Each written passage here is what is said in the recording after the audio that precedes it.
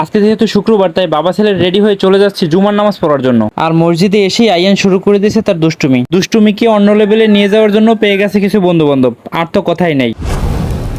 আসসালামু আলাইকুম বন্ধুরা, কেমন আছেন?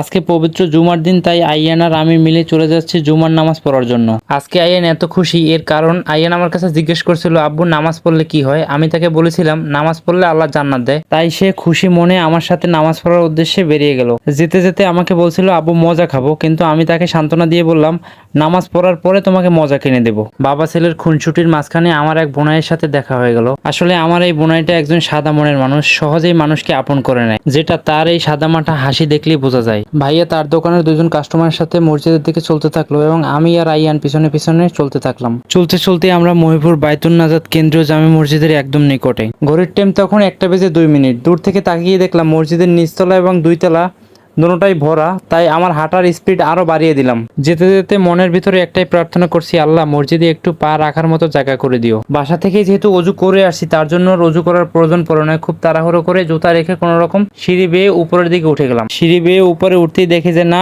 মসজিদের বাইরের এবং ভিতরের চিত্র ভিন্ন।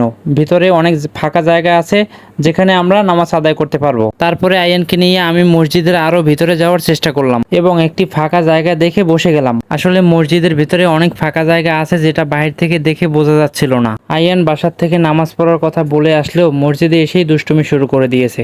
একা একাই নিজের গালের চামড়া নিচের দিকে টেনে বলতেছে, আব্বু দেখো ভূত, আমি ভূত। এরপরে সে যখন তার কিছু সঙ্গীকে পেয়ে যায়, তখন তার দুষ্টুমির লেভেল আরো বৃদ্ধি পায়। আমি অবাক হয়ে আইয়ানের এই কার্যকলাপগুলো দেখে ভাবতেছি, আইয়ান কি মসজিদে নামাজ পড়ার জন্য এসেছে নাকি দুষ্টুমি করার জন্য এসেছে? আমি মনে মনে ভাবতেছিলাম আইয়ানের এই কর্মকাণ্ডের জন্য মসজিদের মুসল্লিরা না জানি বিরক্ত বোধ করে, কিন্তু পরে দেখি যাদের সাথে দুষ্টুমি করতেছে অথবা মসজিদের মুসল্লিরা সবাই এই বিষয়টা পজিটিভ ভাবেই দেখছে এবং সবাই খুব এনজয় করতেছে। তারপরে আমি আইয়ানের হাতে 20 টাকা দিয়ে বুঝিয়ে বললাম, আইয়ান এই টাকাটা মসজিদে দান করবা, মসজিদে দান করলে আল্লাহ তাআলা আরো বেশি খুশি হয়। তাই আইয়ান টাকাটা হাতে নিয়ে ওদের আগ্রহে অপেক্ষা করতে লাগলো কখন মসজিদের লোকেরা টাকাটা নিতে আসে। যখনই মসজিদের লোকেরা রুমাল নিয়ে আসলো, তখন আইয়ান উঠে টাকাটি রুমালের ভিতরে দিয়ে দিল। তারপরে সে কপালটা এমন ভাবে ফ্লোরের সাথে টাকাইতেছিল, আমি ভাবতেছি কপালটা না জানি ফেটে যায়। নামাজ শেষে আইয়ান দুহাত তুলে আল্লাহর কাছে কি যেন বিড়বিড় করে দোয়া করতেছিল। আমি জানি না ঠিক কি দোয়া করতেছিল, কিন্তু আমি এতটুকুই বলবো, আল্লাহ যেন আমার ছেলের দোয়াটুকু কবুল করে নেয়। দোয়া শেষ করে আমরা রওনা দিলাম বাসার উদ্দেশ্যে।